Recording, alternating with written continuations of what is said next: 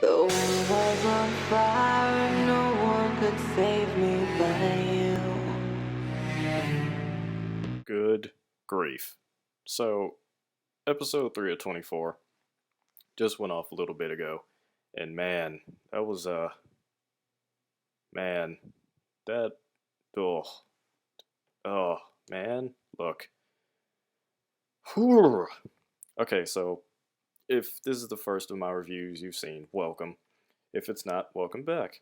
And in my last review, I was saying how episode 2 was really a setup and was going to, was going to be the base for this episode. And while, yes, episode 2 was a great setup for episode 3 is even more of a setup. Now, while, yes, episode 3 does give us some resolution for some of the stuff that happened in episode 2, it works more towards setup, which is really great. Usually I don't like episodes that are just commercials for next week's episode, but when it's handled right, like this, I can't complain whatsoever. Now, of course, not going to give you any spoilers or anything like that.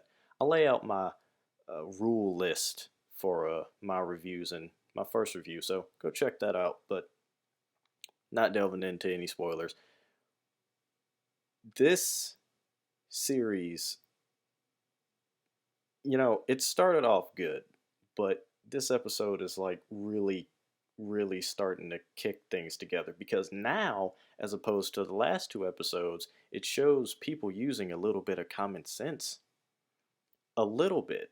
I mean, there isn't this whole wash of, oh, everybody can think now. No, that hasn't happened yet, but we are starting to see characters start to go, oh, really? Huh, I think I'll decide to think now, which is really great and it's really welcome.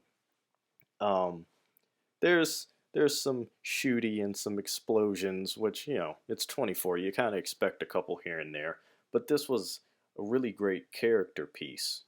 This episode was delving more into the relationships between characters and things like that, and it just like I said, I don't usually like episodes that work as commercials for next week, but man, when it's this good, I can't complain about it. I can't complain whatsoever about it. Um, Last week I gave it a soft 9 simply because it literally just felt like a commercial for episode 3, but because episode 3 gives us some resolution and works as another setup for the rest of the series, not just the next episode, I have to give it a 10. This this episode was worth waiting a week for. It really was.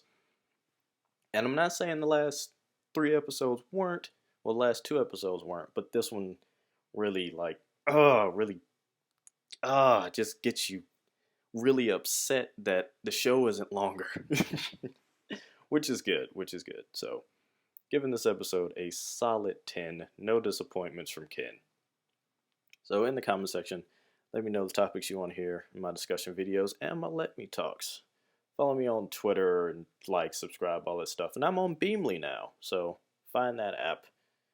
Find me there, follow me there. We can talk about 24 and stuff. It'll be great. So, I've been Kenneth Tonic, and I'm glad we had this talk.